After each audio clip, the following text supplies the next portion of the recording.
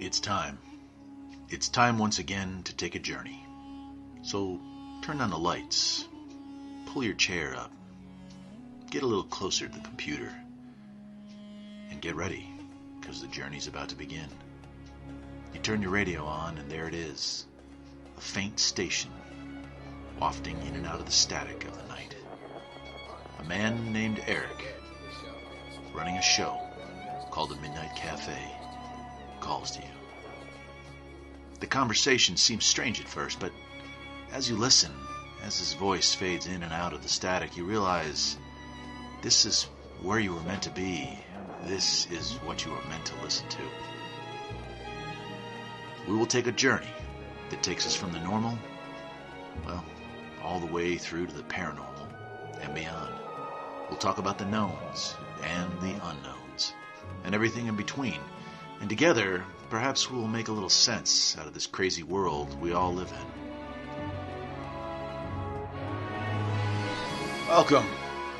Welcome, my friends, to another episode of the Midnight Cafe. I'm your host, Eric, and tonight we celebrate Halloween. And now I see that I've misspelled the special of Halloween here on the show, so I'll go ahead and take care of that here. But it's going to be an interesting night, hopefully. Hopefully you'll stick with us for however long it goes. Probably a little shorter than last week's show. We kind of went long. But we have some cool stuff. We got a lot of movies that we're going to be going over tonight. A little bit of a departure from our normal paranormal stuff, and a little bit more into the normal. But we'll get started with that in just a minute. I do want to say hi to a couple of folks who are popping in already. Dustin Adams, Super B, Scooters55. Eddie, how you doing, buddy? The host with the most, no, that would be Elvira, and my good friend. Harold Wade, hello from Georgia, good to see you. Hank Coggins, hello from Louisiana. And Al Martin III. Halloween is my wife's birthday. Boy, is she lucky. My favorite holiday, everybody, is definitely Halloween. Christmas tends to be one of those things where sometimes we have great Christmases, but Christmases can also be a pretty sad and depressing time in a lot of folks' lives. So, I don't know, growing up, I thought Halloween was always the most fun. Scary movies, who doesn't like a good fake scare, you know? And who doesn't like getting candy or going out to parties and having fun stuff happen? So I'm getting old, but I still enjoy a good scare as long as it's, you know, a fake scare. Charlie Broadway, midnight comes early in the mountains of North Carolina. Yes, again, going back to that whole I'm old thing. The Midnight Cafe used to broadcast, 11 o'clock, 12 o'clock, sometimes 9 o'clock. But yeah, now we're old and it's 6:30, so I love it, man. Welcome. Hey, Mower Junkie. Hey, man, I saw Skip was rolling today. I was shooting for you, man. I heard some folks from Georgia, and I was hoping to catch you in there. I saw that Mike Cricket he posted a video that he heard you. I don't know if you all chatted, but he heard you for sure. So I did get a chance to play, only for like 20 minutes, man, but I did get a chance to play. Made contacts in Texas, Georgia, and Florida, so it was definitely a good day for Skip. David G, good to see you in here, my friend. Zach Robinson, happy Saturday, and greetings from North Florida. You as well, my friend. Will I be doing a Christmas special? Possibly. And Super B says Skype is up and ready. I am going to open the lines here in a little while as soon as I'm done with the news. I didn't even open the app. I've really had some issues, and I hope everything is coming through on your side. You won't be seeing my my face tonight because, again, there's some bandwidth issues going on. I have another new router coming, and I've actually spent a lot of money in the last 6 months on routers and upgrades to the homestead here, trying to get this to be a more stable thing, since I'm going to be trying to do more episodes of this on a more regular basis. So bear with me, but hopefully we will not have any dropouts or just flat out crashes. So that's my goal for this evening. And it's so nice that last weekend when we had Kevin in here that we were able to have a great show with both of us, on Skype and video and everything. So let's hope that we just get a night where we can at least show you some great pictures here, and we'll go with there. But Charlie Broadway says he's asleep by 10. Bro, that's like midnight for me now. 10 o'clock might as well be midnight. I'm getting old. Yeah, a lot of buffering. Well, I'm sorry. There's nothing more that I can do. I have turned the bandwidth down as low as I can get it, so that's unfortunate. But hopefully it clears up. Tracy Hinton, good to see you, bud. Nice.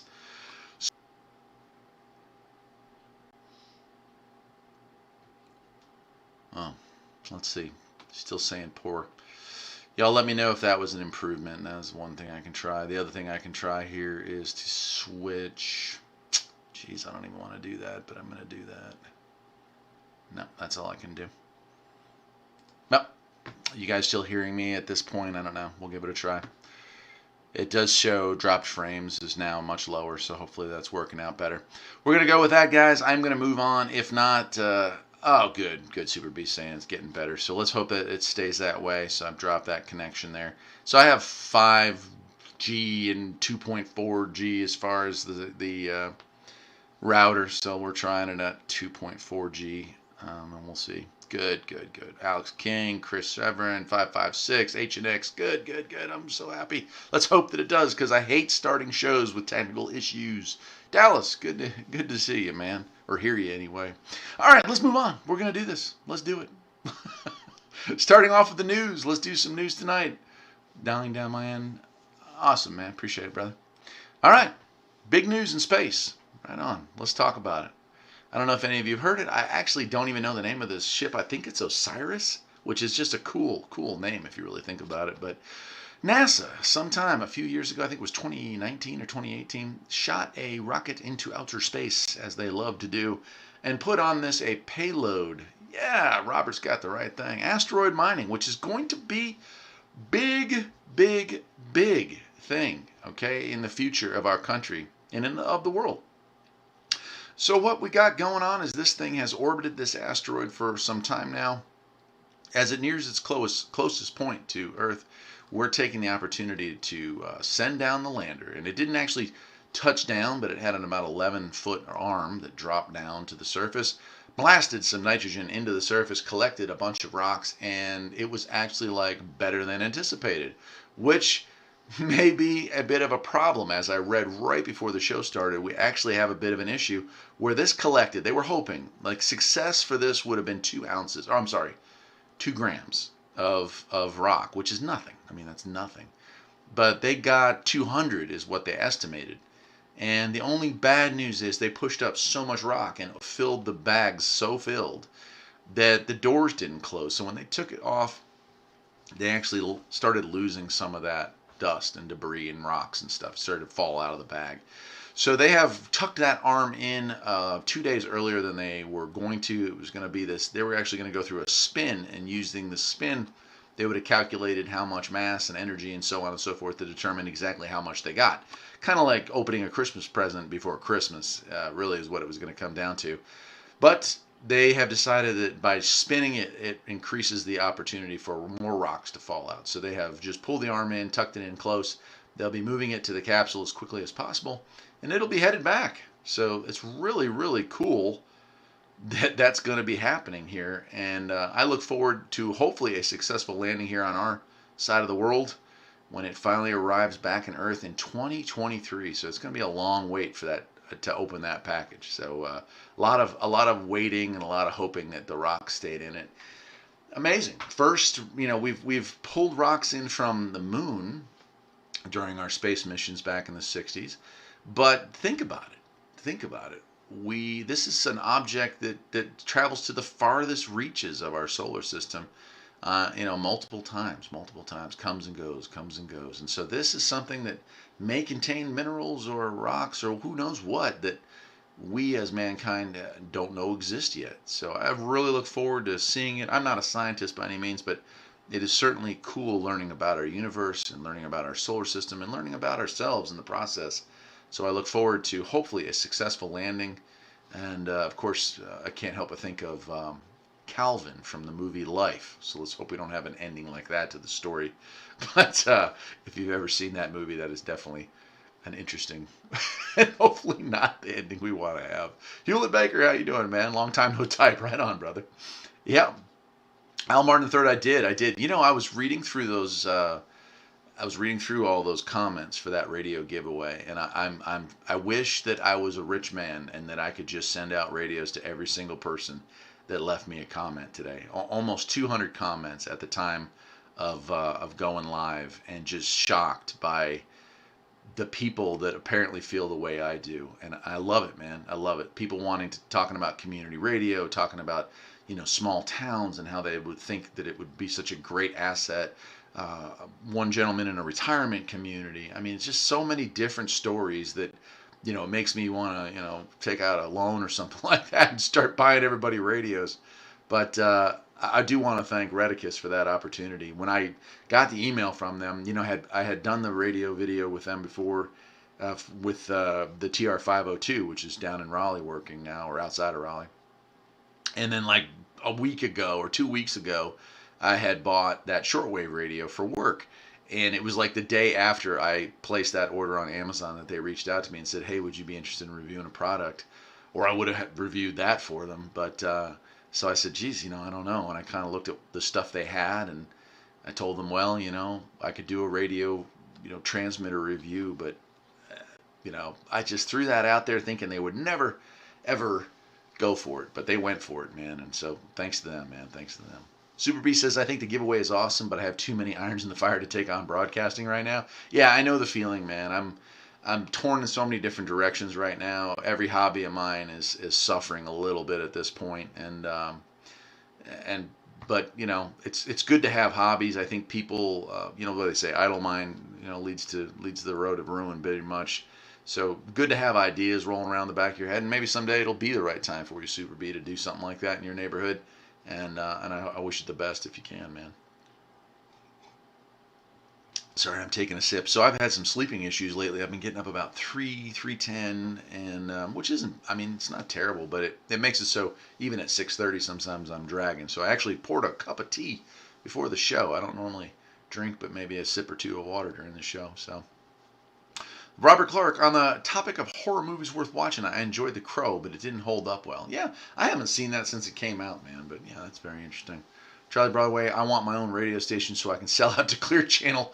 Yeah, and here's something, talking about Clear Channel, and we're already getting off topic. I haven't even made it through the news yet, but Charlie, talking about Clear Channel buying out, and like how most media is owned by 2 or 3 companies. In North Carolina, it's Curtis Media, and I'm in no way dissing Curtis Media. I know Don Curtis, and he's an all right guy.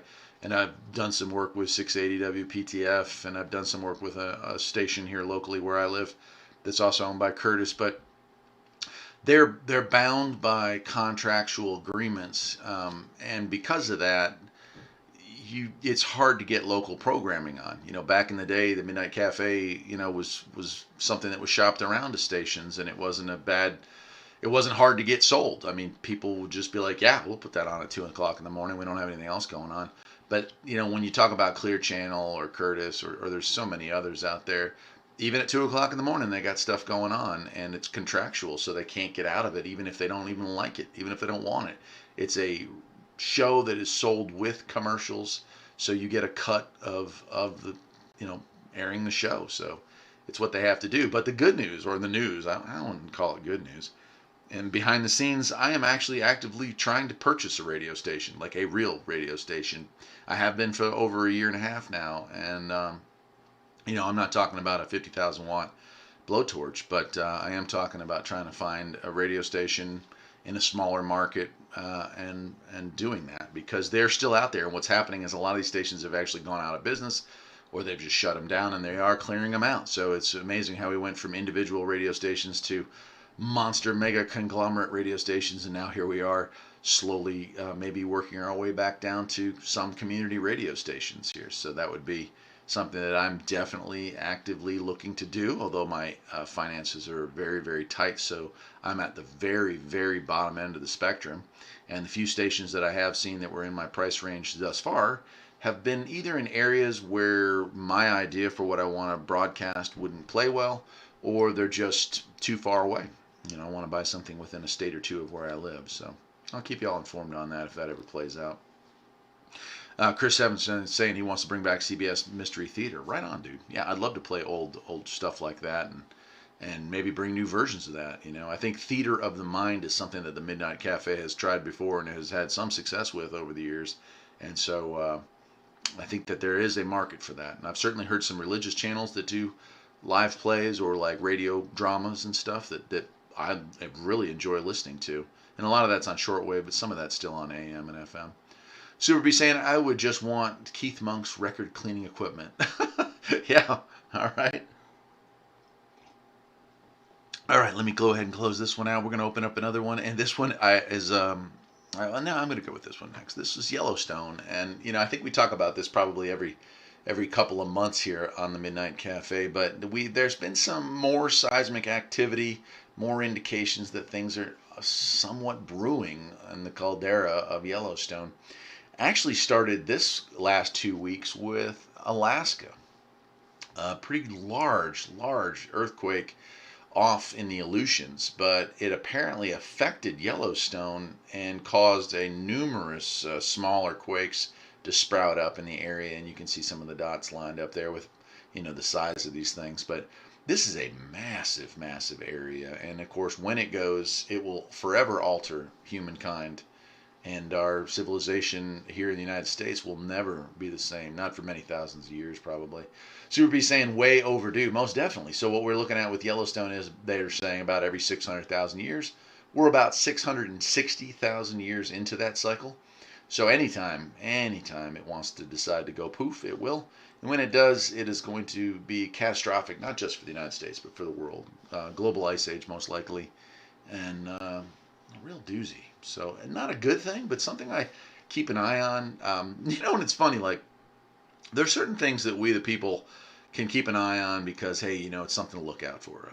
A video that I still get comments on that kind of cracks me up because people are like, oh, isn't it funny? It's almost like you knew. I did know. So, I'm talking about the global catastrophe that we're all living in right now. But back in, I think it was early February, I posted a video that said, one more good reason to get into CB radio right now. And, I talked about, well, there'll be nothing going on worldwide right now, nothing that we should be concerned about. And it's not like, governments around the world would want to maybe mold the conversation or try to hide information, and nothing like that would ever happen. And I was literally talking about what we're going through right now because I had been watching the numbers. And at that point in February, no one was paying attention. It wasn't until March, a month later, that people all of a sudden started going, ruh-roh, because that's when the media told us it was important. So again, it's something where it's important for us to look and to keep an observational eye on things that are going on. And a lot of times, the corporate or sponsored or state media, whatever you want to call it, right now, they're not really going to be telling us everything we need to know. And that's part of the reason I made that shortwave radio videos, that you can talk to or listen to stations all the way around the world and hear other countries' propaganda, because their propaganda oftentimes is a lot different than our propaganda. So it's always good to have all the ideas out there. And of course, as the internet becomes more and more closed-minded and more closed off to free thought and free speech, it's more important to look at other avenues to get this type of information. So I wish you all the best. So there we go. That was kind of a rant that I didn't expect to have. Al Martin III, so more on point. I believe my mother still inhabits my house. My mom mentally died here 12 years ago. Days later, her body died at the hospital, and my 4-year-old talks to her all the time. Wow, man. That doesn't surprise me.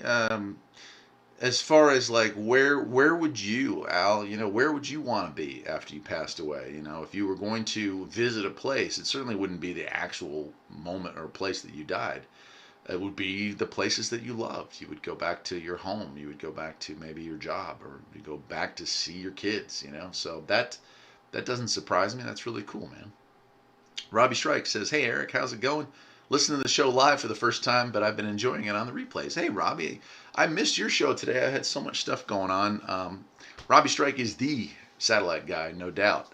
And he does some pretty cool Saturday shows. In fact, I joined Robbie on one of his shows it feels like it was weeks, but I guess it's been months now, hasn't it? So we'd be saying, yeah, Yellowstone would be a quick end to global warming, no doubt about that. Robbie Strike, right now, I'm waiting in the hospital to get a tetanus shot. Oh, no. Yeah, and then, tetanus shot always hurts for a couple of days afterward. It makes a big hard spot on my shoulder whenever I have to have it. But I've certainly been there, brother. Chris pointing out the CB radio was the very first at social media. Tristan Outdoors, I don't know if there's any thought to it, but I heard a while ago there was a growing magma chamber that stretched from Vermont all the way to New Hampshire. I'll have to check into that, man. Cool.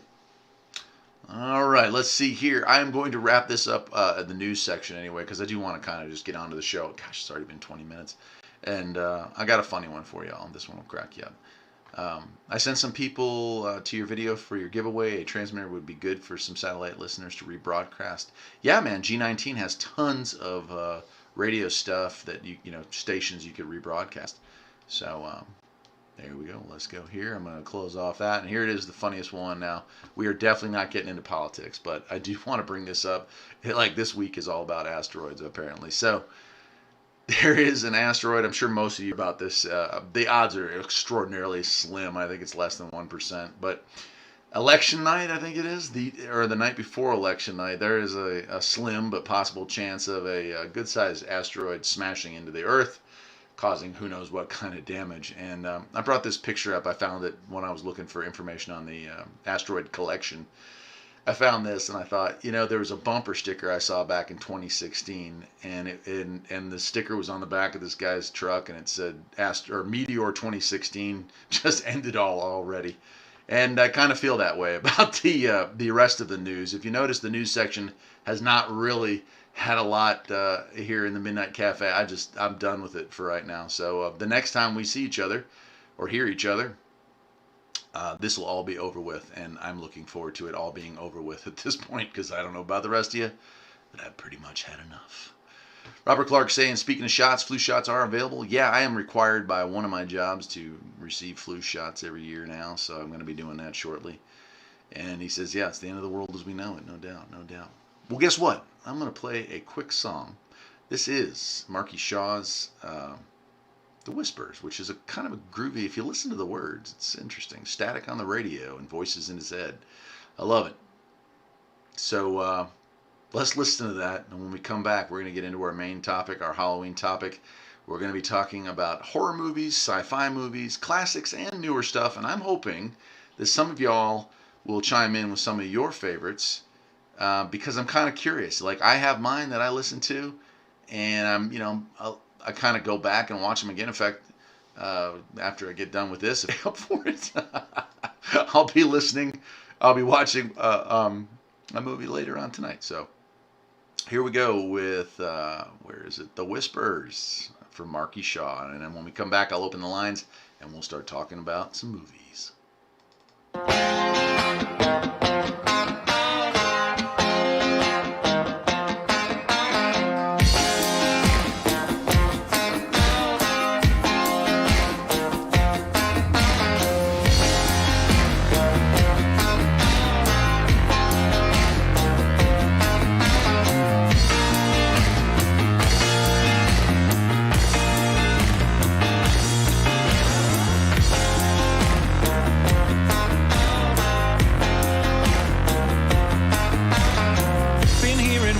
Through the static on the radio,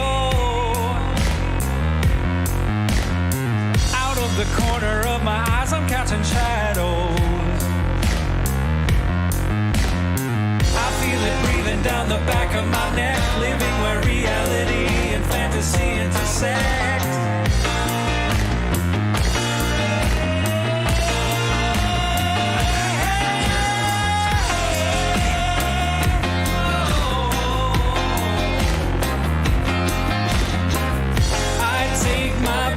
Like they tell me to do everything I'm supposed to do. So why tell me why am I nothing? Am I nothing?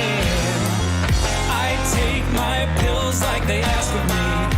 I spend my time solitarily. So why should I cry over nothing? Over nothing.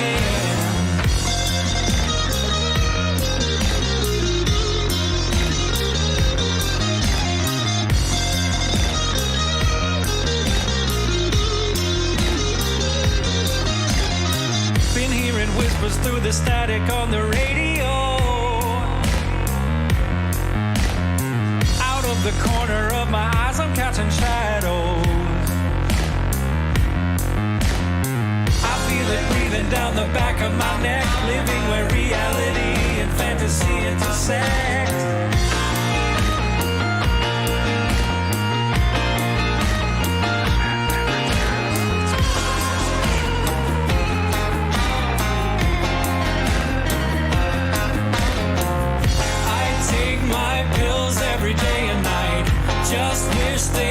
help me feel alright. Why I do I feel nothing. I take my pills like a good boy should. Tell everyone that I'm feeling good. So why should I die over nothing? I feel it breathing down the back of my neck, living where reality and fantasy intersect.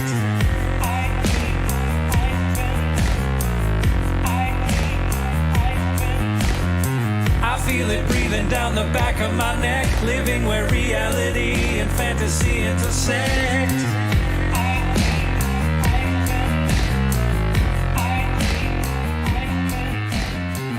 I take my pills like they asked of me. I spend my time solitarily. So why should I cry over nothing? I take my pills like a good. All right. I like the right on, man. Harold Wade, good to see you in here. Robert Clark, man, appreciate it, brother. Yeah, it's been interesting. Keeps it real. Yeah, well, you're gonna get like if you want polished, it's called Coast to Coast, and it starts in about 4 hours, at least on the East Coast. So tonight's main topic, it's our Halloween special here on the Midnight Cafe, and we are going to be talking about horror movies, new and old, science fiction also thrown in there. I've even got a few television series, and I'm going to start in no particular order because I literally spent, from 3 o'clock in the morning till about 4:45 finding some, pictures, posters of, or even DVD covers of some of these great movies that I've enjoyed over the years. And I'm going to start with the one that we're going to watch later on tonight. I hope, oh, by the way, Skype is open. Now, I am looking at the frame rate that I'm dropping here, and it's hovering around 10%. So we are going to hopefully be able to pick up another audio feed if somebody calls in. I don't see that would be an issue, but if it becomes an issue, we'll have to just go with the comments section, unfortunately. But let's get started. I'm going to pull this one up. Poltergeist. Y'all remember Poltergeist? I might even be able to make that a little bigger. Yeah, let me do that. There we go. Poltergeist. That's right. 1982, I think this one was. And I remember seeing this when I was a pretty young guy. I mean, I was a kid, and it scared the you-know-what out of me, and I've only watched it maybe 3 or 4 times over the years, but I tell you what, it's held up really, really well. So if you haven't ever heard of this, I'll give some of the plot away, but it's about a house that is built on top of a cemetery. Like they come in and develop a housing project, but they just take the stones, they never take the bodies.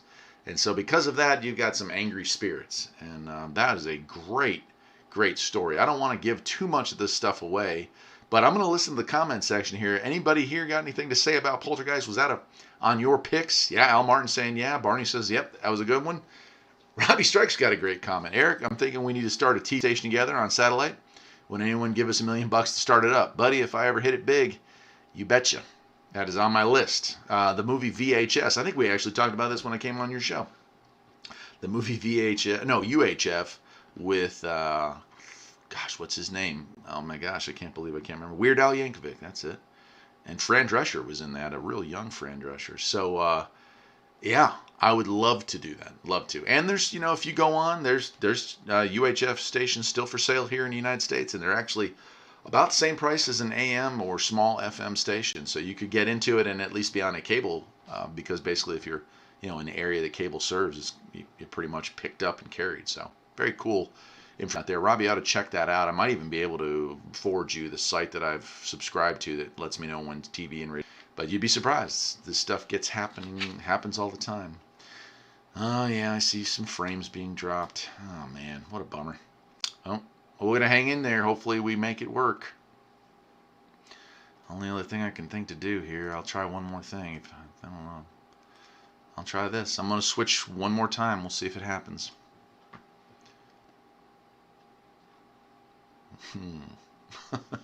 This may have been a terrible mistake. Can't connect.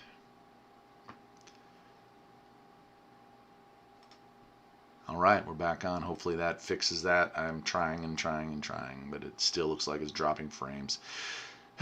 Let's see what else we got here in the comments section. Those ghosts were almost as scary as the homeowners association. Yeah, buddy. Uh, let's see. River Riders chiming in. Trick or Treat 1986 with Gene Simmons and Ozzy. Heavy metal horror. A little cheesy, but it played off the back, masking of rock records and Tipper Gore. Oh, yeah, yeah, yeah. Like if you play it backwards, how it caused all kinds of trouble. Yeah, very interesting. That's great. The clown, yeah, gosh. You know, it's like clowns are terrible in everything, man. That's why I don't ever want to watch the, what is it, It, you know, and they made a remake of that, although it probably isn't very good. Gosh, I'm watching the frame rate collapse here. Okay, I'm going to shut down Skype. Apparently, we're not going to be playing with that tonight, so let me get rid of that and see if that makes any difference. I'm so sorry, guys. It would have been great. And it's still climbing, gosh. Yep, let's just keep our fingers crossed here. Robbie's saying he saw the sequel to Poltergeist 2, which seemed more comical than the original. Yeah, Poltergeist 2, I remember when it came out, I think everyone in the universe was probably fairly excited about it, but it did not age. It was, yeah. And very rarely are sequels as good as the originals, but in the list that I have tonight, there's actually several movies that are either remakes or sequels that were actually really, really good. So we do have some in here that I think are good. Patrick saying, yeah, the little girl in that passed away in real life. Yeah, it was like a intestinal issue that was, you know, sudden problem. Good news here on my side, guys, is that apparently closing Skype, the frame rates have stopped dropping. So we're going to have to hang in there right here around 0. I apologize because I really would love to have some people call in tonight. But please, please, please make sure to comment in the comment section so we can make this an interactive conversation, because it certainly makes the show more fun for me and hopefully for you as well. Phantasm. Yeah, so Chris, I have seen bits and pieces of Phantasm, but I have never seen the entire movie. So I actually got the set. It's coming from Amazon, or I think actually I bought it used on eBay, but I've got like the Phantasm 1 through 3 or 1 through 4, whatever it is, set. So I'll be watching those for the first time, and hopefully I'll have some time to do that before Halloween comes. So I'm looking forward to that, my friend. Robbie Shrite saying it's like watching Texas Chainsaw Massacre 2 and thinking the whole movie is a comedy. Yeah. And you know, I didn't put the original Texas Chainsaw Massacre on this list. It's a very gory movie, but it is actually like really scary. I mean, it's frightening in the sense that it's, you know, because of its gore, its shock value was just kind of, you know, frightening. So, Robert Clark, you are correct. I would agree with you. Poltergeist, Stat Mom, yes, I would agree. Alien, it's on the list. Yep. Let's see. You need a network person more than a producer. Yeah, unfortunately. Mark Bennett saying, are you sending video just seeing the screen? Yeah, man, I'm at bare minimum tonight, so you're just going to see the screen and the pictures that I'm going to put up here. And I apologize for that, but that's what we're rolling with right now. So it is holding for right now. So we're going to move from Poltergeist to this one. This is a more recent video. I think this is going to be a little controversial. Probably some of you out there are going to say, man, that's not very good. Paranormal Activity, which has had like more sequels than Friday the 13th at this point. But I remember watching this. I had my mom over for dinner, and I thought it was pretty darn good. Oh, you know what? Hold on a second, boys and girls. Let me try something. I just thought of something. No, I already have it on low latency. Sorry about that. I thought for a second there maybe I might have another way of tricking this thing into working better tonight, but no, it's already set to the lowest it possibly can be. So Super B saying, meh, didn't like it, huh? So like I watched the sequels. I watched the first 2 sequels of it, and I thought, well, we've already seen it. And that's the problem with a lot of movies. You know, when you get into like the slasher films, usually the first one is interesting because it's a new character and a new setting, and then rapidly it loses its luster. And I think that was the case with Paranormal Activity with me, was that the first one was interesting because it was something that, you know, it's caught on security camera. You never see the monster. You never see, you know, the alien. You never see the creature, whatever you want to call it. And I think that's what made it fun for me. And of course, at the time, I was living in a house that had a little bit of paranormal activity going on in it. I lived in a house that was from the 1860s for many years. Our first farmhouse, our first farm, was a very, very old farmhouse. And so, and you know, a gentleman had passed away there, as most houses have. They're up long enough, somebody eventually dies in them. So that was cool. I liked that. I thought that was pretty good. So I know that was going to be one, more modern one that folks maybe didn't feel was that great of a movie, but I got to say I enjoyed the first one. After that, though, folks, unless you just want to watch the same repeat, it's it's a different setting or a different time era, but it's pretty much the same story, so it's always cool. Let's see, rewatched Altered States. Yeah, that was a good movie. I liked that one. Barney saying he did see Paranormal Activity, thought it was pretty darn spooky. Super B saying Robert Kubrick was a genius, no doubt. Yeah, that he was. Shining was good. I liked that movie. A little long, but I liked it. And of course, Jack is a pretty good guy. He's just pretty good at acting, period.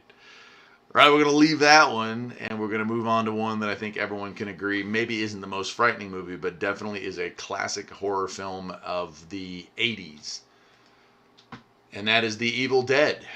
And that is, they made, The Evil Dead, and then they made The Evil Dead again, and that was kind of like a remake of the same movie.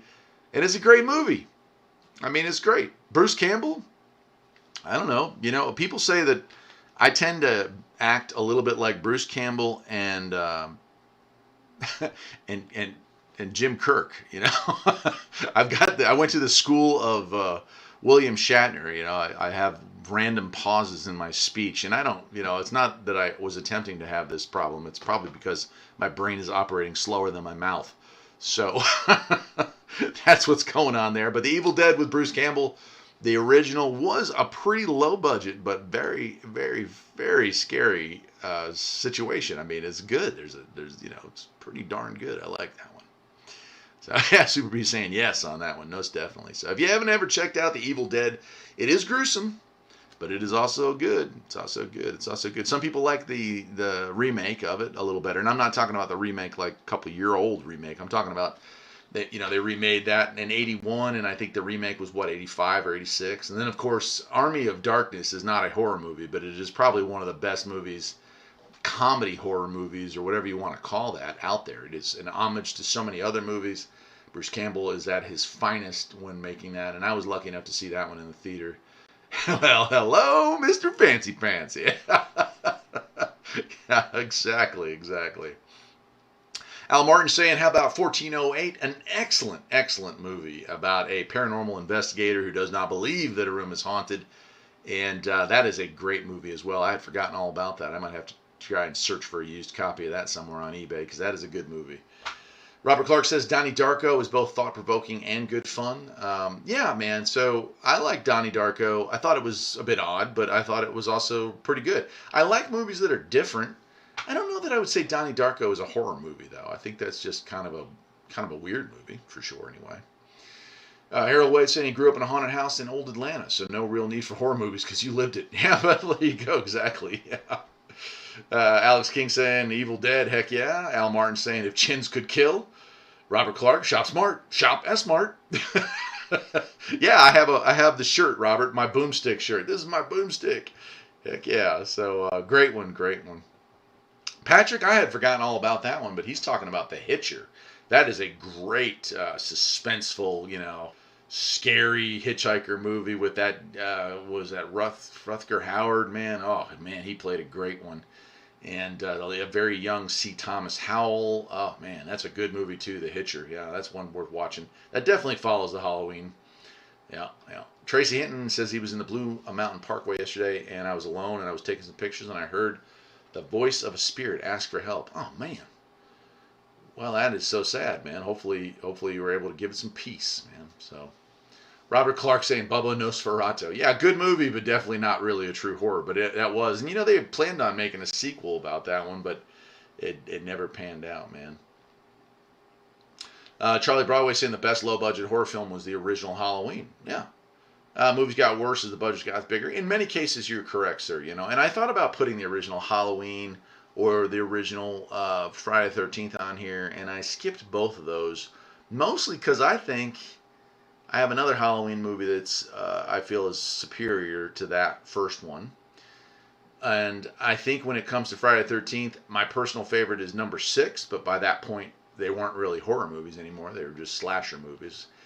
But I did put another one of those type of series in here, and we'll get to it as we go through the night. Al Martin saying Butterfly Effect. That's definitely a good one. Again, though, I think that's more of a thriller than a horror movie. But 12 Monkeys was good. No doubt about that. All right, let's move on here. This one, some of y'all may not know. This one wasn't as popular as the ones we've covered so far. But 1981's The Howling. Does anybody remember that one? It's a great, great werewolf movie. And just a great movie overall. Has not Robert Beltran. Has the holographic doctor from Star Trek Voyager plays a character in it. And he's a bad guy, and he does a really well job of it. And there's some other fairly famous people. Have you ever seen that movie? I want to get your opinion on that one. Hey man, how you doing, Holiday Man? H&X Media, House of a Thousand Corpses. Boy, that's a violent movie, man. Violent. Pet Cemetery, Super B says yes, with Tasha Yar in it. Yeah, very good. Barney's talking about They Live. Yeah, They Live is a great movie. But again, They Live that's not a horror movie, really. That's I think, very close to reality, to be quite honest with you guys. We could spend a whole evening dissecting They Live and talking about how real They Live really is. So, I like the original, Holiday Man. I like the original best, the 81 model. I love all of them, but I think the first one is just the scariest one. So, Robbie Strike is like 8 or 11 minutes of the best fight ever. Yeah, no doubt, man. Super B's chiming in. Yeah. So I take it not many of you have ever seen The Howling then. Well, I would ask you all to put that one on your list, because the guy that did the special effects for American Werewolf in London, we're talking about, I'm talking about the original, Chris, because the rest were just goofy. But the original Howling, they used, traditional effects, and some of the transformations into wolves were just incredibly graphic, gruesome, and realistic, and it was really, really cool, man. So I think y'all would definitely like The Howling. Put that one on your list for the Halloween season, right? All right, we're going to move back in time to the black and white era. If you have not seen this one, I have to ask you, what are you thinking? Here we go. Them. The 1957, I think this movie came out. It is black and white. It is about radioactive, gigantic ants. And if you haven't seen it, it is both scary, a little bit funny, and a lot of action. So there were a ton of giant monster movies, giant bugs. We had, let's see, what was the one that had the giant praying mantis, the deadly mantis, I think it was. There was one that was there's obviously lots of ones with tarantulas and spiders, but them, of all of the ones you see it, if all the ones that of that era, them really captures it perfectly, and it really does a good job. It takes itself seriously, it pulls it off well. The animated ants are really, really impressive and scary. And without giving too much away, plenty of the characters don't make it to the end of the movie, which also brings an era of realism that doesn't exist in so many movies. So them, and I don't see anybody commenting on them, so apparently that's one that has also slipped into the passage of time, that old school, right? Robbie Strike saying a lot of them, like Jaws, start off scary, and then they make sequels, and they're just like comedies. Yeah, exactly. The original Jaws is a terrifying, suspenseful horror movie. I mean, it's gory, but not, gruesomely gory, except for one or two small pieces. But it's suspenseful. The monsters in the deep, you hardly see them, and when you do see them, it doesn't usually end well for the people involved. So I would say Jaws fits every bill of sale when you're talking about a good horror movie, no doubt. Invasion of the Body Snatchers, classic, great movie.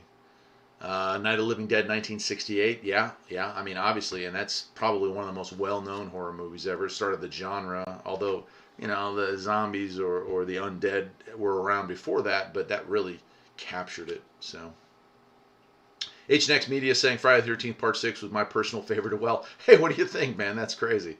I marathoned the entire series and the documentary 2 weeks ago. No kidding, huh?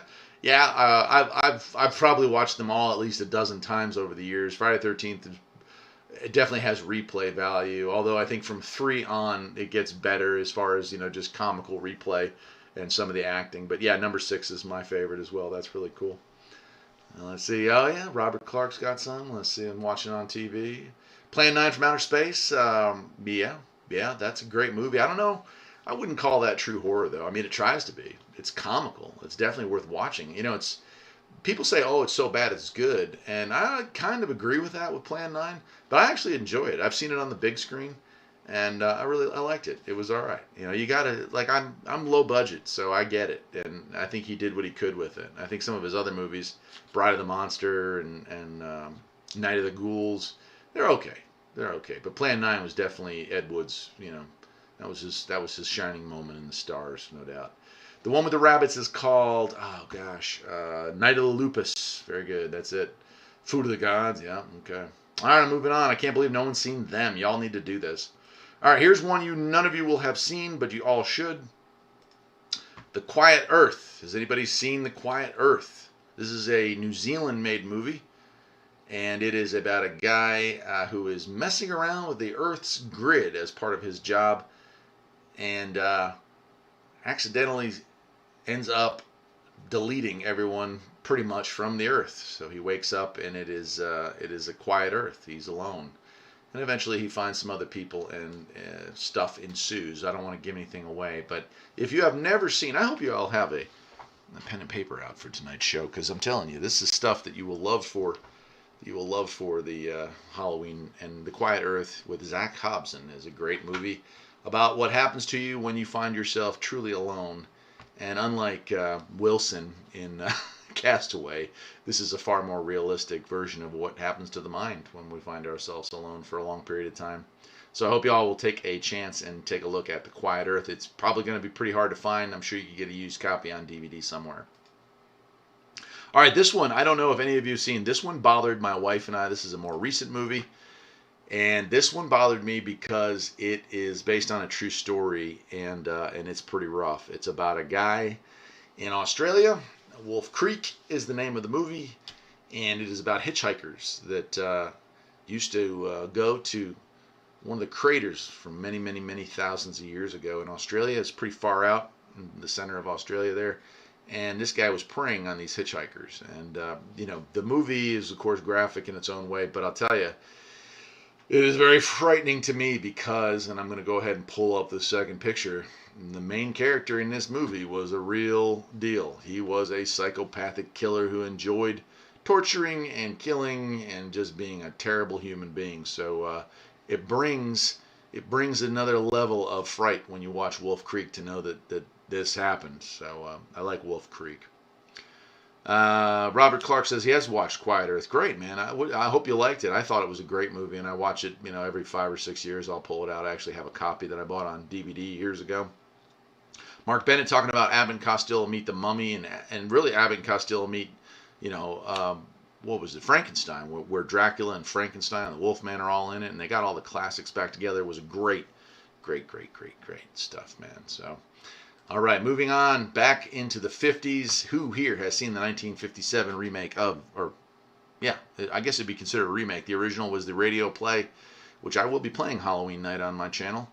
But The War of the Worlds, 1957, The War of the Worlds, is a excellent movie.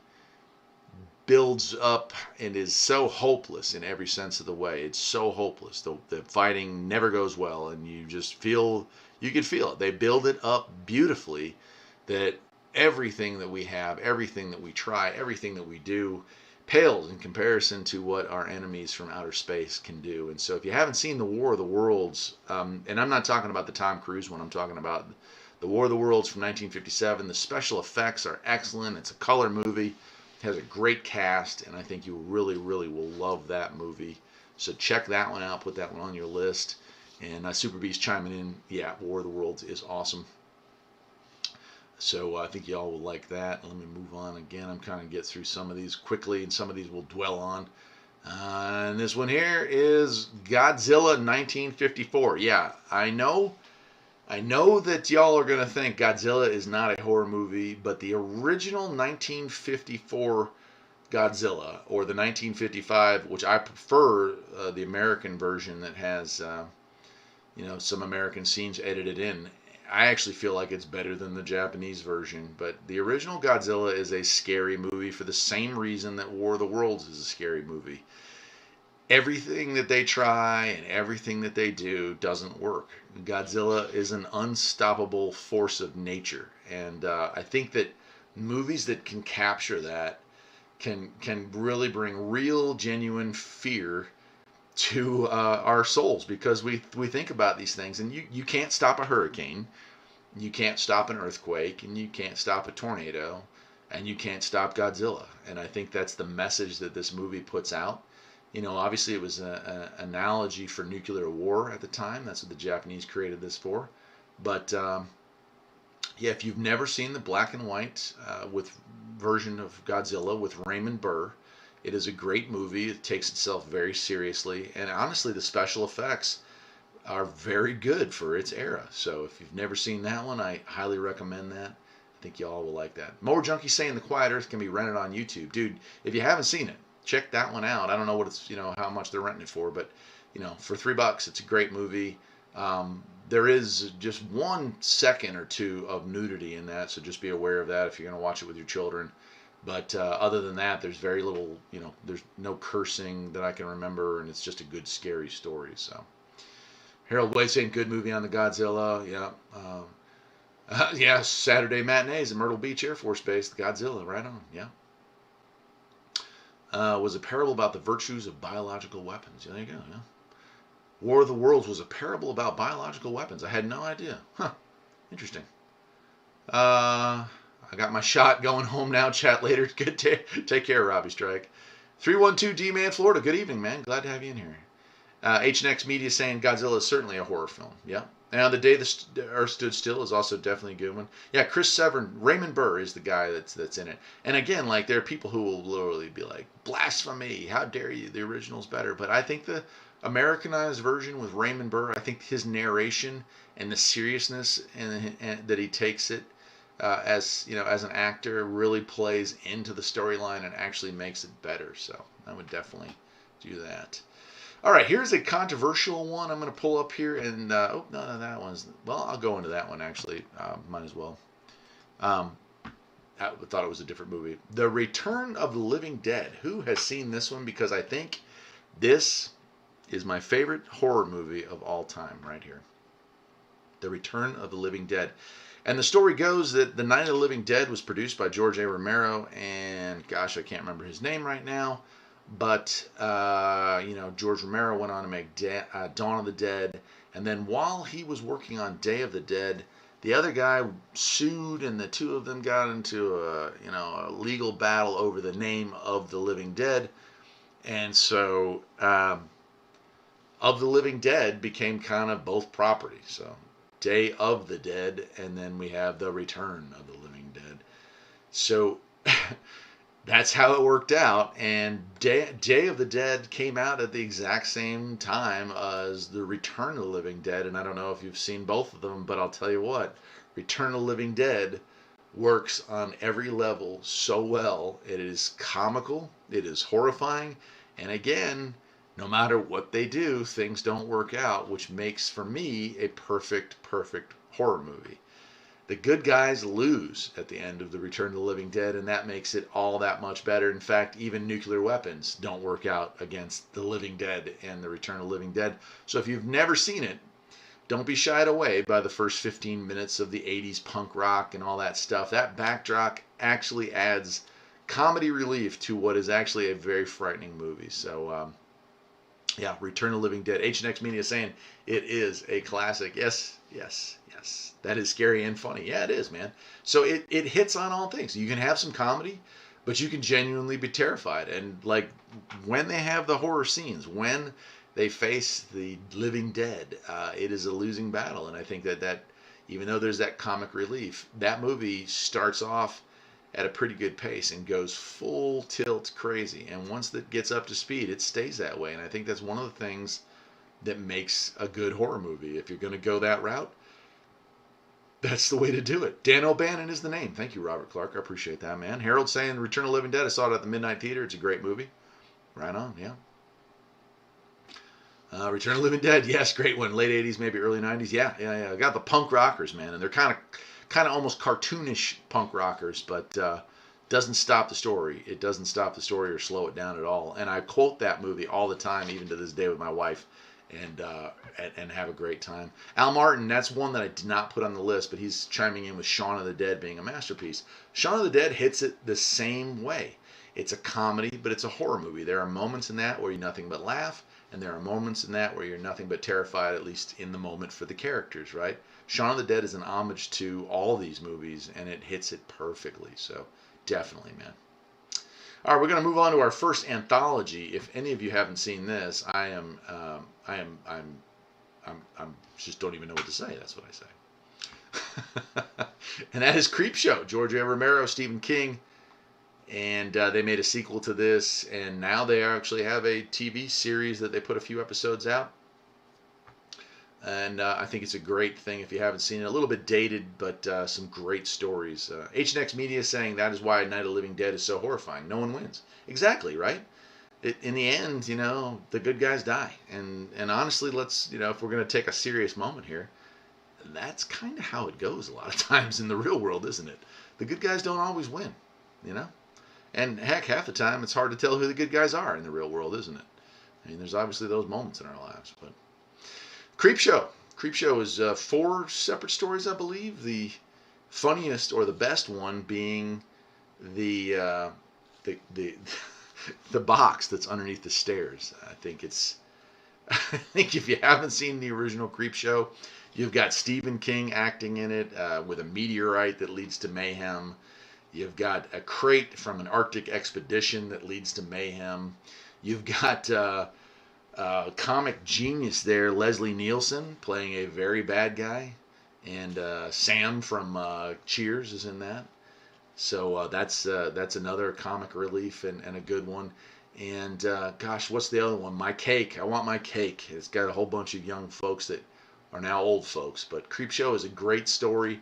Don't be scared off by the low budget and the kind of goofy start to it. It's actually a really good anthology, and I think if you give it a chance, you'll like it. If you want to check out the second one, it's also pretty good, although it's a little more hit and miss, but I think you would dig it. And so, Creepshow. You like, too, The Raft is a perfect story, H&X Media. Yeah, Creepshow, too. I think that The Raft and the one with the wooden Indian, I think both those were really good. I like that on Creepshow, too.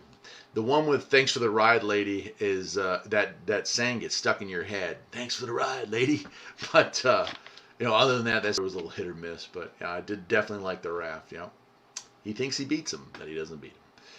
So moving on from Creepshow, I'm going to go on with a classic space sci-fi scary one, the original Alien. And although Aliens is a great movie, action movie, great movie with a great cast and very, very many memorable lines, if we're going to be talking about just pure sci-fi horror, the original Alien hits all the marks. We don't hardly ever see the alien, it's around. Sometimes they catch it on radar. Sometimes they see it in the, in the tunnels, and sometimes it sneaks up behind us. But it's a perfect movie about a killing machine, and it has such a perfect design where even if you kill it, it could kill you with its acid blood. So I'm sure all of you have seen at least one of the Alien franchise, but the original deserves a second look if you haven't. And certainly it is a perfect movie for Halloween. As Chris is saying, he'd like to throw his X to the box. Yeah, I got you, brother. Nightmare on Elm Street is up next. Yeah, Out of all the franchises, this is the one that I think actually is one of the scariest movies out there. It really, yes, it brought a kind of comical bad guy character, but it hit it pretty good. It was creepy. It had great music. It had a good villain. And it had a great backstory. So I think that The Nightmare on Elm Street, the original, was a great movie. And of course, like many of the anthology type or series that come out of these, most of the sequels fail drastically. I mean, they fail horribly to follow up on the original Fear or whatnot. But this is so good. This is such a good movie. So if you haven't seen it in many years, or you've seen Freddy Part 25, and you're just like, I'm not going down that road. Give it a shot. Give it a shot. The first one is actually quite a scary movie. Yeah, Super B saying yes, yes, yes to the original Alien, and in space no one can hear you scream. Yeah, man, it's just so well done. And I think, I don't know, but I would imagine that it was done as a horror movie set in space. I don't think it was a sci-fi movie. I think it was a horror movie that was set in space. So I think they really nailed it with that. HNX Media says the crate is referenced in so many modern horror films: Arctic Expedition, Julia Carpenter, Horlicks University. Yeah. Super B saying Prometheus was a great prequel. I liked it. It had moments. I wish they'd shortened that movie down. And I think that's a problem with a lot of movies now, where movies are stretching into 2.5, 3 hours long. It's like, come on, man. Come on. They don't need to be this long. Get the story over with. Let's move it. So suspense is good to build up to, don't get me wrong, but we don't need to have these side plot lines that just kind of don't go anywhere. I don't care about your romance, I just want to get to it. Let's see. I'm your boyfriend now, Nancy. That's right, man. Oh, gosh, so scary. Loved it. And what was it? A very young Johnny Depp in that movie, too, man. So that's a great one, man. All right, here's one that I guarantee none of you will have heard of. You may have heard of the story. I hope you've heard of the story if you have any religious backing. Dante's Inferno, which is the story of Dante, who is given a tour of the 7 levels of hell, and it is a great, scary movie with a lot of religious connotations to it. So there's some truth to it that, might hit you in places in your own life where you look about the reasons that people end up in hell. This particular one is nearly impossible to find. So there's been some movies made about Dante's Inferno, but this particular one that I'm showing you a picture from, I couldn't even find a DVD cover of it, was made in 2007. And if you can see in this picture here, it's actually like paper. It's all drawn, and it's not even cartoonish, it's paper. But I'm telling you, the story comes along so beautifully that this is probably the best version of this story I've ever heard. It has some of the best acting I've ever seen, voice-wise. It is just really, really, really a scary story, and it talks about hell. And some of the other movies we're talking about tonight talk about hell as well. And I think of all the things that scare me the most, movies, stories, and just videos on hell bother me the most. So maybe because I certainly don't want to end up there. So I would put it on your list.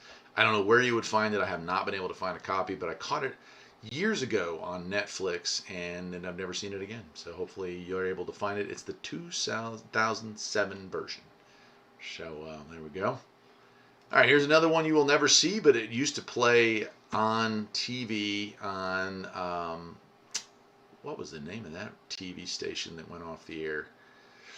Gosh, I can't even remember. It was like the Sci-Fi Channel. Chiller Network used to play this. And, of course, it was on TV back in the 90s, and I remember watching it live then. This is a series, it's not a continuation. It's kind of like Tales from the Crypt, and it's Freddy's Nightmares, the series. I don't know if any of you have ever seen it. It went 2 seasons. Freddy kind of acts as the Crypt Keeper, although there are a few episodes where he is an active part of the storyline. But it's stories of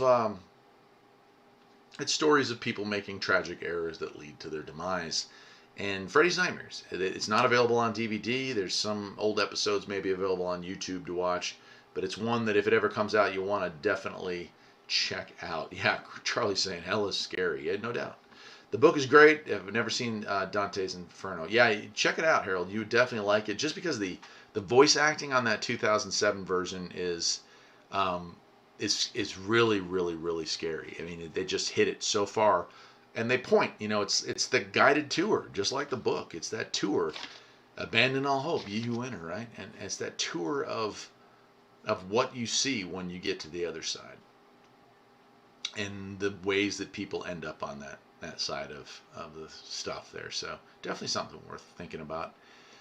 Hellraiser, that's on the list tonight. I'll get to that one. The next one is another TV series, and that is a more comical one, Monsters. I grew up in this era, so I was able to catch this late night TV, Monsters, which was actually a sequel of Tales from the Dark Side. And Monsters is, I think it ran for 3 seasons. Funny stories, kind of like Twilight Zone, kind of like Tales from the Crypt. If you like those, add Monsters to your list. I'm not going to spend a whole lot of time talking about it, but great and sometimes forgettable episodes. But there's a couple of them. There's one with there's a radio program that's a good one that's got what was his name? Morton Downey Jr. Robert Downey Jr.'s dad, who died of lung cancer, who was a talk show host at the time, came on and did an episode here, and he did a radio show host. He was awesome. So, and of course, Tales from the Dark Side as well, which probably one of my favorite television shows of all time. 3 seasons it ran, and that was also lots of cool individual short stories. 30-minute long run time. So with commercials, you're talking 20-minute stories, something easily to watch an episode every night before bed, that kind of thing. And some of them are genuinely scary. Some of them are a bit comical and dated, but a lot of these stories are still really good. So I hope you'll check out Tales from the Dark Side. A lot of those episodes available for free on YouTube as well, but the DVD is available. You can get it on Amazon or eBay or whatnot. Chris Severn saying the original Fly, no doubt. Charles Broadway say all anthology series are the same but have different framing devices like the Twilight Zone and Tales from the Crypt. Exactly, yeah. The premise is the same. Like there's been 4 or 3 remakes of the Twilight Zone. And I've enjoyed every single one of them. And Tales from the Dark Side, I wish they would bring it back. They have brought Creepshow back as a series, and Monsters, which is pretty much just a continuation of Tales from the Dark Side. But I feel like all of those have a lot of great stories in there. And you owe it to yourself, if you've never seen these, to go ahead and check them out. I think you'll really enjoy it. Let me just check one thing here. Yeah, we're doing okay here.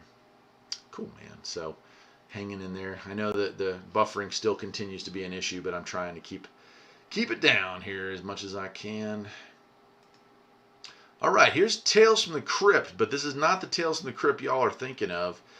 This is Tales from the Crypt, the 1974 movie, and I don't know if any of you've seen it. It has the first one is with Joan Collins, is actually the original version of the very first episode of the Tales from the Crypt TV series, and that is about the deranged Santa Claus killer.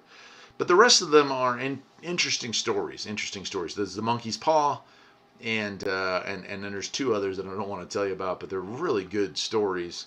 And Tales from the Crypt, the movie, is interesting because it involves hell. And you have the Crypt Keeper, and the movie starts off with people going through the caverns in France, and the caverns where all the bodies are stored from the plagues.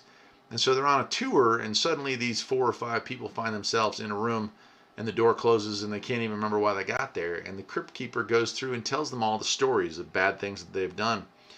And they're all like, well, we got to go, or we're going to be late for this meeting or whatnot. And at the end, you realize that they're not going anywhere, that they're going to hell. Because the door opens, and they all get up and walk right into hell. And then the door closes, the Crypt Keeper looks at the camera and says, are you next?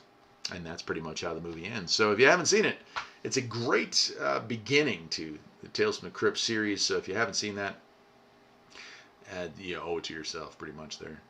Charlie Broadway says short story TV shows are scary because the main characters are fair play because they won't be back next week. Exactly. I think that's a very good point, man. Whether you like them or not, they're likely to be part of the background real quick. Somebody had mentioned this one before, but I want to go into this one again, and that is this, and it is the original Hellraiser. We talk about movies that involve going to hell, and Hellraiser certainly fits that bill. It's a gruesome, violent movie, so it's not something you'd want to watch with the kids. But it certainly is an interesting interpretation of hell. And again, it leads us into the thoughts of what leads us to hell. The selfishness and things like that can get us tripped up and head there. Now, I am going to do something a little bit weird here, and I'm going to use a Hellraiser sequel, and that is this one. Now, most of the time when we're talking sequels, they kind of suck, let's be honest, right? But in this case, I think y'all would really enjoy Hellraiser 5 because it's an interesting story. It really reminds me of more along the world of Dante's Inferno. This is a story. It's a standalone story. It doesn't have all the gore and craziness as the prequels do, but this particular one centers around 2 cops, and one of them is not that great a cop. He's not a terrible human being, although he kind of grows into one as the story goes along, but he's a bad guy, and It's about his descent into what would probably be an average life, into where he makes all the wrong choices and eventually finds himself face to face with Hellraiser. I really think you guys would like Hellraiser 5. Put that one on your list for Halloween. That would be a good one for you. Moving from that all the way into yet another movie about hell is this one, and I don't know if you've seen this. This is more of a mystery and also a horror movie. Has anybody here seen The Ninth Gate with Johnny Depp?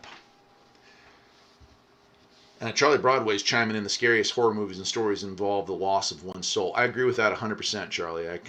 Those are the ones that touch me the most, because every day we make choices, and every day I question the choices that I've made at the end of the day and think, did I do the right thing?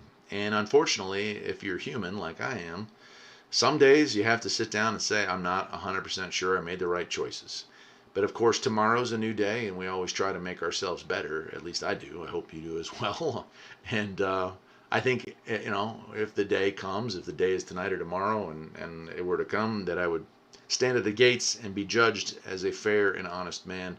And so I think that's the way everyone should live their life. But these movies show us what can happen if we slip, if we make mistakes over and over again, or if we allow ourselves to be corrupted over and over again, or if we allow ourselves, there's a lot of things that can lead us down the wrong path, isn't there?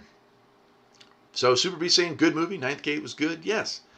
I did not get good reviews when it came out, is my understanding. And Roman Polanski is probably in hell, or is headed there, because he's a scumbag rapist. But this is a good movie about hell. And it's about Johnny Depp, being paid by a truly evil man to find the way to hell. I don't know. Still having frame dropping issues. I'm sorry, DC Volts, man. Hopefully it comes back. We're having all kinds of issues tonight, man. But I'm giving it my best, brother. So Charlie Broadway says the original Hellraiser messed with my teenage mind and haunted me for years. Yeah, as it should. Any good horror movie should leave a lasting impression. I've got Ninth Gate sitting around here somewhere, says Holiday Man. Bro Weaver saying still buffering. Yeah, there is absolutely nothing more I can do about it, guys, other than just shut it down. And I really want to continue going tonight. Mower Junkie saying Ninth Gate's good movie. Why are horror movies scarier when we're teenagers? I think, Bro Weaver, because when we grow up, we realize the real world is terrifying. People are the real scary thing in this world, right? Ghosts and goblins and werewolves and Dracula and Frankenstein, those things scare us when we're young. And then when we grow old, we realize that it's our fellow humans that are actually the most dangerous things around. And it takes some of that out of it, I guess. But now, Alex saying the audio has kicked back temporarily. Yeah, I mean, it's dropping frames, but I have it, I'm trying my best, guys, so let's try it, man. Horror films were largely about date night. Yeah, that was also true, man. So let me go down here. Here's a one that y'all might disagree with. I'm saying that the Blob, the 1986 Blob remake, is a better movie than the original Blob. So go ahead and shout and scream and tell me I'm a horrible human being, but I do believe that the 1986 remake does it better. It has practical special effects, just before the age of digital special effects.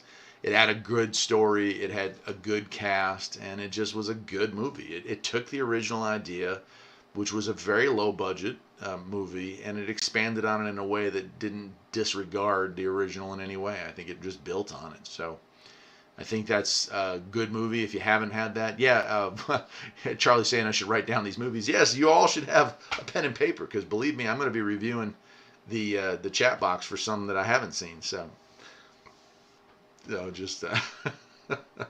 so there you go. DC Volts, I understand, man. Yeah, I wish things were different, and I promise. So Friday there was supposed to be yet another router on my doorstep, but it didn't arrive. So hopefully it'll be here on Monday, and maybe next time we do the show, it'll be ready and rock and roll. It took 3 hours to upload 1 gigabyte of video this morning, and it should take about 10 minutes. So I don't know. But it is what it is. Yeah, Super B saying Steve McQueen was in the original Blob. Yeah, and, I'm not saying the original Blob wasn't a good movie. It was. I just feel like even with Steve McQueen involved, that the sequel was better. And if you haven't seen it, give it a shot. It's really good. It's actually got some alumni from The Walking Dead in it. And so there's a couple of people, you're going to recognize a lot of people from other movies in it. So there you go. Operator 430, hi Eric. I recently found this channel, subscribed. I'm also subscribed to FPF. I'm a radio guy. Right on, dude. Yeah, man. Yeah, that stream's going. So the radio station part of that keeps coming and going. Ever since I tried to upgrade Shoutcast so that everyone could listen to Shoutcast all the time, it's had tons of issues. So I started the YouTube stream for WFPF radio, and it plays pretty much what's playing on Shoutcast. So I'm glad you found that, man. You're one of like 3 people. So so there you go. I appreciate it, man. So all right, here's another remake that I think is, I'm not going to say it's better. I'm going to say it's equally as good. The original Fly with Vincent Price is an awesome movie, man. Awesome movie. Full color, scary ending, great. But the remake here is also good. I think it really is good stuff. I think if you've never seen the 1986 version, it's got some great practical effects that are in it, and good cast, and it's good. It's good stuff. But don't watch it with the kids, because it does have some nudity, and they really didn't need to have that in there, but they put it in there. So just be aware of that, or watch an edited version of it if you're going to watch that one with the kids. Robert Clark saying the original Blob was an allegory for Hollywood blacklisting. No kidding. I had no idea. That is interesting. I had no idea. All right, man. Past the halfway point here. And that's good, because we're an hour and 20 minutes in. So we're right about on time here. I'm going to get rid of the Fly remake. And we're going to move on to this. This is a great movie. I watch this literally once a year. On Halloween night, we watch this movie. The Fog. If you have never seen The Fog, you owe it to yourself to see John Carpenter's The Fog. It is a great movie with a great story. It is eerie, and it has, oh gosh, what is her name? She's so beautiful even to this day. And she is a radio show host working out of a lighthouse. And oh man, what a great movie this is. So let's see here.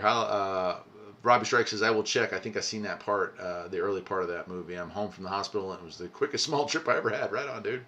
Robert Clark saying Goldblum's rear. Yeah. Well, it was also the girl. They had like a sex scene or something in that, and I just kind of definitely don't want to have that on with the kids around. Let's see what I'm saying. The Fly remake was truly horrific, says Charlie Broadway. Yeah, I agree, man. It was a genuinely, and you feel bad for Jeff Goldblum. I mean, let's talk about hell again. He let himself fall into the trap of, being so self-inflated, being so, that he made the mistakes. Bridget Bardot, that is the one. There you go, buddy. Tailx001, good to see you in here. I don't think we've ever talked before, but you just won the night. Thank you for the name. Miss Bardot was also, she was also the person that got eaten in Creepshow, but she is stunningly beautiful. She was in, and then there's Maude, right? She was the daughter in that show, and I have had a crush on her probably since then. So she's still around, and she is still a bombshell even to this day in her 70s, much like Elvira. Some people just don't age, or they age like a fine wine. I'm aging like a glass of warm milk. So good for them and bad for me, right? But The Fog, yes. If you have not seen The Fog, you will get the chills. You will love The Fog. It is a great story, and you'll love it. Yeah, Cannonball Run. That's right. She was in that one too, and holy smokes. Whew, she's something else. We move from The Fog onto another one. This is a science fiction movie, and it is also scary as you know what. It is John Carpenter's The Thing, and this is another movie that I probably find myself watching at least once a year. I have this on VHS, and it's probably about worn out, but I watch it once a year. It is The Thing, and it is a great story. Now, the original from the 50s was also a good one. The remake was not a good one. It had absolutely everything The Thing had, except for a plot and a suspense and a storyline that was worth following. But The Thing, yes, is a great movie about an alien biological entity that has infected us, and it's who is who they really are and who isn't who they really are. Great 80s practical special effects. far superior to anything that we can do with a computer today, and far more believable. So if you've never seen The Thing, and hopefully everyone has, it is definitely time to put that one on the list. Chris saying Escape from New York. Yep, she was in that one too. Oh yeah. Robbie Strike says one of the funniest foreign movies of all time would be Maximum Overdrive. Yeah, where the cars and everything else tries to kill us. Yes, indeed. All right, okay. Oh boy, we're getting there. All right, I'm going to go with a more modern one here temporarily. Well, let's see here. Charlie Broadway says, at the end of The Fly, he found his soul, which made it a tragedy. You felt really bad for him and his mistakes. Yeah, exactly. So yeah, that remake, the '86 remake of The Fly, definitely fits what I think like every good movie should have. It has that arc, you know, and so many movies fail to have the arc. So I like that. All right, let's see here. You're going to click off that one. And here we go to a more modern one. Super B saying The Thing scared the heck out of him. Yeah, buddy. Yeah, I mean, it's a good movie. And it has some great scary monster effects when they do the blood test and that dude's head comes off and turns into a spider. And I mean, holy cow, man. And the soundtrack is excellent, which I think is great. And that's the other thing about The Fog. You know, both The Fog and The Thing have great eerie music to go with it that helps build that suspense. Now, the movie you're looking at here, this is not the 1978 version of Dawn of the Dead, which is also a great movie. But I did want to bring some attention to one that may have gotten forgotten at this point. Since we think about the trilogy, you know, Night of the Dead, Dawn of the Dead, and Day of the Dead. But we really don't think about the remakes because most of them weren't all that great. But Dawn of the Dead from 2004 is a excellent remake, talking about the human psyche, talking about, you know, the zombie apocalypse and all the other stuff there. Has a great post-credit scene. It just hit everything, man. Robert Clark saying if you're going to watch Kurt Russell, might as well watch Escape from LA. Yeah, man, awesome movie. You know they were going to make Escape from Earth. They were going to make a third one, but I guess they canceled it. Now they're thinking about, you know, reinventing it again. Ugh, gosh, please don't do that. But if there's one thing Hollywood can't do properly anymore, it's a remake. Or a reimagining. Ugh, boy. H&X Media saying Paranoia made perfect. The Thing. Exactly, man. Exactly. You want to build mistrust, you know, and The Thing captures it so well that even guys and gals who are friends with each other, well, they're not friends anymore. Now they don't trust each other. And once we don't have trust, we got big problems, right? Let's see. Taylor saying no better looking woman in a horror movie than Jessica Lange in King Kong. The '76 remake, yeah, I'd go with that. Didn't think much of that movie though. I didn't like that remake in general. It was very poor, especially considering the original and the 2005 version just nailed it, and that '76 remake just missed. But yeah, so Dawn of the Dead is on that list for you, and also this one's gonna blow people away. We talked about it earlier. But it's this one, and that is the Night of the Living Dead remake. It is the 1990 remake by Tom Savini. Now, Tom Savini is a horror. He does a lot of practical effects for horror movies through the 70s and 80s, and this was his homage, man. This was his movie. He had the blessing to make the movie, and so he made it. And it is a faithful remake with updated storylines a little bit, and it's a great movie. And if you haven't seen the remake, you owe it to yourself to check it out, man. You really do, because it is actually a better movie. Well, I won't say better. It is equal. It is equal to the original Night of the Living Dead. Better special effects, you know, more budget, obviously, but a good cast, memorable characters, and a little bit of a twist at the end, but a good one. Night of the Living Dead, 1990. Tom Savini. You know, there's been so many remakes and reimaginings of the Living Dead series, but Savini's was the first, and like I said, he had his blessing, and George Romero kind of helped him through it. So I think you'd really like it. Good acting. Let's see, all these. Let's see, the mall in Pittsburgh. I would like to go to that mall, Chris. I've been to Pennsylvania many times, but I try to stay away from major cities, and Pittsburgh certainly qualifies. But I'd love to check that mall out sometime. Charles Broadway said all those Dead movies were potent social commentaries. No doubt. Yeah, Day of the Dead probably being the most.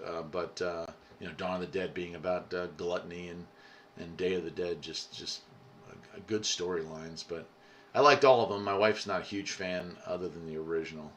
Bro Weaver, good to see you in here tonight, man. Hollywood has no originality. Why so many remakes? How about something new? Yeah, I mean, it's like they literally are running out of stories. So when we do find a good story, it's good to point that out. Al Martin saying Savini was an awesome guy. Bone Tomahawk, yeah, man. I remember that movie. That was not what I expected. I thought I was going into a cowboy movie, but phew, boy, that was a tough one. Let's see here. Wandering Jedi, they often fill in new remakes with yeah, propaganda, exactly. That's a lot. It seems like all movies are just propaganda now, so you'll notice none that have been made here in the last 20 years, or 10 years at least, anyway, so. All right, let's move on from that one, and y'all are going to be crazy. So we were talking about the original Halloween earlier, and that was not the one on my list. Halloween 3, The Season of the Witch. I like this movie better than any of the other Halloween movies. It is its own independent story. It doesn't have a big slasher. It's a story about witchcraft and evil, and again, it doesn't have a great ending, does it? For those of you who have seen it, I won't give it away for those of you who haven't, but it's not the ending we expect. Halloween 3, The Season of the Witch. Great movie. And, I mean, there's a soundtrack to that just gets stuck in your head, and I'll go ahead and pull it up here. There's the Three Masks, Silver Shamrocks. Silver Shamrocks, right? So underrated. Yeah, like when it came out, H&X Media, Season of the Witch was like the most hated. They were like, it's not a Halloween movie, boo. You know, everyone was like, they couldn't stand it. But dude, out of all the movies, this one has the most rewatch value for me. And again, I find myself probably watching this at least every year at Halloween, like that week. You know, it'll be The Fog, The Thing, and Halloween 3, and maybe throw in, you know, 1 or 2 or 3 other ones if I have the time. But yeah, I try to do that. They're just awesome, man. Chris Severn saying Train to Busan. That was an excellent movie. Definitely. All right, Season of the Witch. And now I'm going to go on. Somebody just mentioned it, the original Frankenstein. Well, I'm just going to say this. Universal Classic Monsters. With very, very, very few exceptions, Universal just nails it in pretty much every single one of these old movies. The 1931 Frankenstein. You have the original Dracula with Bela Lugosi. You have The Invisible Man with Basil Rathbone. You have The Wolfman, which we watch every year. My wife's favorite movie is the original Wolfman with, what was his name? Oh my gosh, I'm pulling a blank on him. But and the sequels are excellent as well. Bride of Frankenstein, excellent movie. Many of the sequels to Dracula are excellent movies. If there's a weak spot in the series, it's going to be some of the sequels to The Mummy can be a bit, repetitive. But the original Mummy even is an excellent movie. The original Creature from the Black Lagoon, although a little bit dated, is a great story. So if you haven't picked this up, and I'm going to tell you, like the picture you're looking at right here, Universal Classic Monsters 30 film set. It even includes Abbott and Costello Meet Frankenstein, which is a great, great movie from the 50s. This series, this pick here, can be gotten for like $30. 30 movies. That's $1 a movie. And the replay value is awesome. So we'll catch up. We'll be in the mood, and we'll make a big old pot of popcorn and turn down the lights and watch one of these things, and you're never let down. And when it comes to movies that are scary that you can watch with your kids, these are great, great movies that you can do that with, because there's no swearing, and the violence is shown off screen or is non-graphic. And there's no nudity. So, I mean, you're looking at these movies, and they're scary, and they're just great stories. So it's a great way to introduce younger kids to scary stuff without really, giving them nightmares, or without introducing them to things that they don't need to see. So if you haven't seen these in years, and I know my generation was probably the last generation to see these things on TV, so that's why I'm reminded of them. You definitely would love to own this collection, because there would just be so many of these movies that you'll see, and if you've never seen them before, you will be amazed at how frightening a movie from the 30s can be. So you really will love that. Hewlett Baker saying Lon Chaney Jr. That's right, Lon Chaney. And let's see, Young Frankenstein is a great homage to all these classic monster movies. That's a great movie too. Not exactly a horror movie by any means, but a good movie of the genre, so definitely. Black and white is always scarier than color. I'd agree with that.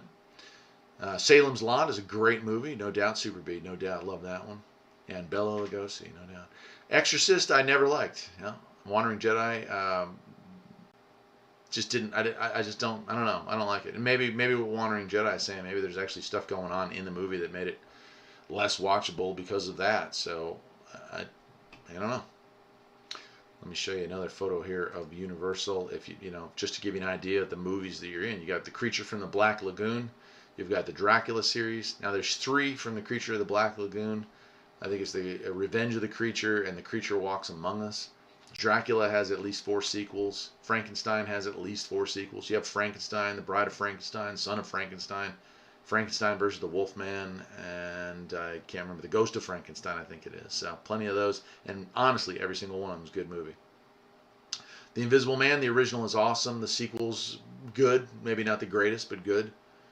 And then the Mummy series, the first one is excellent. I think the next 2 are okay. The last 2 are a little bit sluggish, but and then of course you get Abbott and Costello thrown in there. So and that Abbott and Costello is great. It's a great movie. It really did a good job. They weren't making fun of any of these characters. It's a very serious story with a little comic relief, not unlike Shaun of the Dead would be in the modern era. So they obviously loved it. They loved the genre and they wanted to do it justice. So okay, and Brandon Fraser, those are more action movies, but kind of loose remakes of The Mummy. So yeah, I think Taylor's talking about the Brandon Fraser remakes of The Mummy. I liked him. I like Brandon Fraser. He's dropped off the earth. They blacklisted him for whatever reason, but I always found him to be. They put him maybe in more roles that were Indiana Jones-esque. I think maybe they could have gotten a little bit more of a masculine guy playing those, but he did a really good job with them, and I think he's an all right actor. I like him. So let's see here. Last 2, and then we're just going to have free form here for a little while. It's unfortunate we won't be able to open the lines up. But I'm glad I made it an hour and a half anyway. But here we go. The last 2, these are lesser knowns, and this is Hammer horror films. Who here knows Hammer? Hammer horror films. Now this picture that I have up here doesn't do it any justice, but they made a lot of movies that were not based off of the Universal classics. You can see here the Gorgon, Scream of Fear, the 2 Faces of Dr. Jekyll, Stop Before It Kills Again. Hammer made some doozies, okay, and not all of their movies are awesome, but a lot of their movies are pretty darn good. But they did do a ton of Universal horror remakes. Okay, so they went after and just did it. And so they have The Mummy, and they did great. They did some great work. Dracula series. They did Dracula Has Risen from the Grave. They did The Wolfman. Curse of the Wolfman is a great movie. Brides of Dracula is a great movie. Mummy's Tomb and The Curse of the Mummy's Tomb are great movies. If you haven't seen Universal, or if you have seen Universal but you haven't seen the Hammer horror films, I think you're actually going to like Hammer horror films. Some of those movies are superior. I think the 1959 Mummy from Hammer horror films is better than any of the mummies from Universal. Dracula, I think they're equally good. Frankenstein, maybe the weakest point of the Hammer horror collection, but these can be found. I think the one thing that I don't like about this right now, and this isn't a bad part about these movies, but you can't get the anthology. You can't get the whole set, which I would love to go out and get, kind of like what the Universal classics were. I paid $32. I paid for my 30 movies from Universal, and I would love to get that from Hammer Horror, where it was all of the Mummy and all of Frankenstein and all of Dracula, but and all of the Wolfman ones. But they don't. They always throw in one of each, and then it's hard to find the sequels because some of the stuff hasn't been released on DVD yet, or it might never be. So there it is. But yeah, Hammer Horror. So looks like Y'allstar 95970 is a fan of British horror. Good. Hammer House of Horror 1980. Yeah, I've been catching some of those. That was the series that came out with, and those are pretty good. So guess what, everybody? There's only one more movie I wanted to talk about, and I don't have a picture for it, but I'll just talk to you about it, and we're going to wrap this show up. And that is this. It is on Netflix right now. It may have gone unnoticed by most people because there's so many movies on Netflix that are no good. my mother has a subscription to Netflix, and we split the bill, so we have it here at the house now for the first time in a couple of years. And that is called As Above, So Below. And I think I may have talked about it on an episode maybe a year or two ago here on the show, but As Above, So Below is also talking about hell, and it is a great movie about the catacombs under France where all the bodies are buried. And it's about an explorer, well, sort of an explorer, a relic hunter who convinces other people to guide her through the catacombs in search of a thing that's going to make anything into gold. And on this journey, where they really are traveling is into hell. And they all have to face the reasons that they have come to hell. So I really liked it. I thought it was probably one of the best movies I had seen. You know, and like I said, we haven't talked about any real movies made in the last 10 years. I think the newest movie would have had to have been Paranormal Activity, and even that's got to be going on 10, 12 years old now.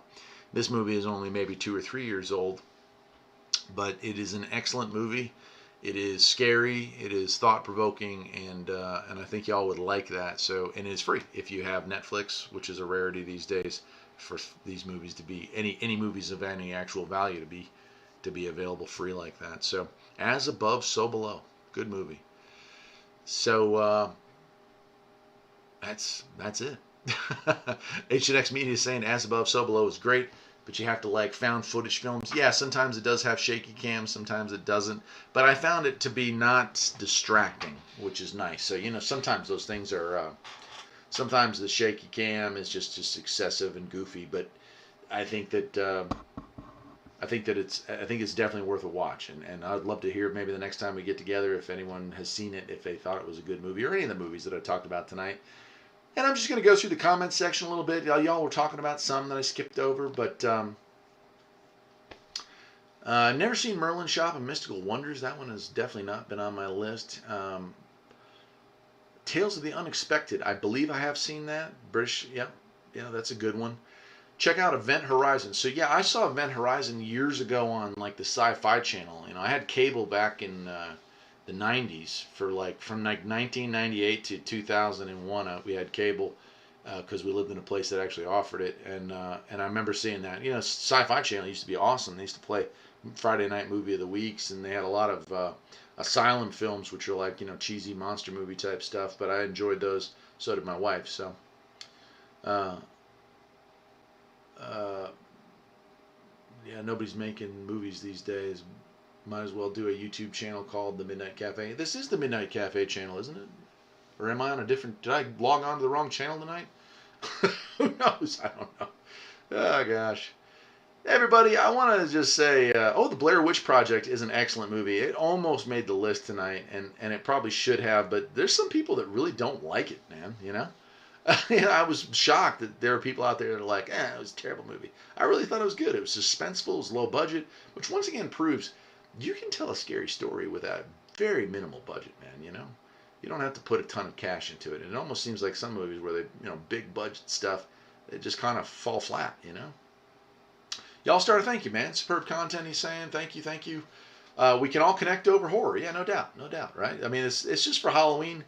And I think that being Halloween this week coming up, I'm not going to be doing a show for Halloween. In fact, the next time y'all hear an episode of the Midnight Cafe will be when I do the radio giveaway on the 14th. I'm going to take a couple weeks off. You know, this show is sporadic. We actually did, 3 or 4 in a row here, which is pretty hard for me to pull together with life. Amazing how life is. But I hope you like it. If you do like the show, please pass this information along and pass the links along to friends. You know, YouTube is an interesting place, and I'm sure lots of you actually are. Super B, I know you produce videos. Mower Junkie, I know you produce videos. Oh, Mower Junkie saying Final Destination 1, 2, and 3. Good movie. I like the first one a lot. I don't know that I've ever seen the sequels to it, but I do like Final Destination. Again, it's like they come up with a good idea, and that was a good one. I like that one. I think I saw that on Sci-Fi as well, actually. So, you know, I know Robbie Strike's got videos. The way that people find these channels, the way that people find Mower Junkie and Super B and Robbie Strike is word of mouth, right? So it's one of the main reasons I mention y'all when I make videos occasionally and point people in the right direction. And I hope that you'll do the same for this channel. And it's just kind of that cyclical thing. We all help each other out. So if you like it and you think maybe somebody else you know at work or at school or wherever would enjoy it, let them know about it, because it's definitely G-rated stuff for the most part. And when we do talk news, we don't talk about politics, at least as little as possible. Wrong Turn was good. Yeah, the original one was good. Hostel. That one I have not seen. I've heard it is excruciatingly graphic. So Human Centipede. Oh my gosh, terrible. Yeah. Yeah, actually, X-Ray Z, I'm getting ready to go watch Svengoolie as soon as we get off the air here. I'll miss the first bit of it, but they always have great old 50s sci-fi and horror movies on Svengoolie. He's a great guy, man. There you go. Yeah, please hit the like button if you haven't already, guys. Troll Hunter. Yeah, I started to watch that. That was in another language, and I didn't. I think I fell asleep or something like that. But Operator 430 wants to know, what radio am I giving away? I am giving away a Redicus TR5. Is it 508? I think it's a 508. It's an FM transmitter, Part 15 legal. Start your own radio station, my friend. All you got to do is go over to the Farpoint Farms channel. Look for that video there I posted this morning. And it's been quite popular. You know, anytime something's free, people are happy about it, and that's awesome. And leave one single comment telling me why you think you should have it, and we'll do a random drawing here soon enough. So I hope you get in there. The drawing's on the 14th, but if you think about starting a community radio station in your town, well then here's an opportunity to get started for free. So Robbie Strike saying, haven't seen The Fog, but we'll check it out. I love John Carpenter movies. Also love his style for using synthesizer music from the 80s. Yeah, man. Oh, really? That's really cool. So he's saying you got a CD of that. Man, I would love to. I would love to get a CD of that. I'll have to look for that on YouTube or on eBay. See if there's a CD of some of his classic scary stuff from the day. Harold Wade saying, I've been watching Farpoint, and Charlie Broadway said came for CB Radio, stayed for the Midnight Cafe. Guys and gals and everybody in between, it has been an honor. I'm going to wrap this up at 1 hour and 45 minutes. I think it was a good show. I wish, and maybe the next time, maybe on the 14th, well, I hope on the 14th, that everything is back to the way it was before all the weird internet connectivity issues started up. And we'll be able to take some calls. And in fact, maybe the winner will call in. But we'll do that. And I'm not even sure what the topic will be. I have some ideas. And Kevin might join us again. I have talked to him. He enjoyed coming on the show last week. And he said he'd be interested in doing it again. So that was cool. If you liked him, maybe we'll bring him back for another round. And that's it. I'm going to pop a song on. And I'm going to say goodnight. I'll run the song out, and you'll let the chat box go. If you haven't hit the thumbs up, please like and do so at this point. If you haven't subscribed, please do. And if you haven't hit the bell icon on this channel, you definitely want to, because every once in a while, I just hit record and go live. So sometimes it's not planned. It just happens. So if you have that bell icon on, you happen to be near YouTube, it'll let you know, hey, that crazy guy from Farpoints is talking again. Take care, my friends, and have a great one. I will see you in a few weeks. Enjoy your Halloween. Bye-bye.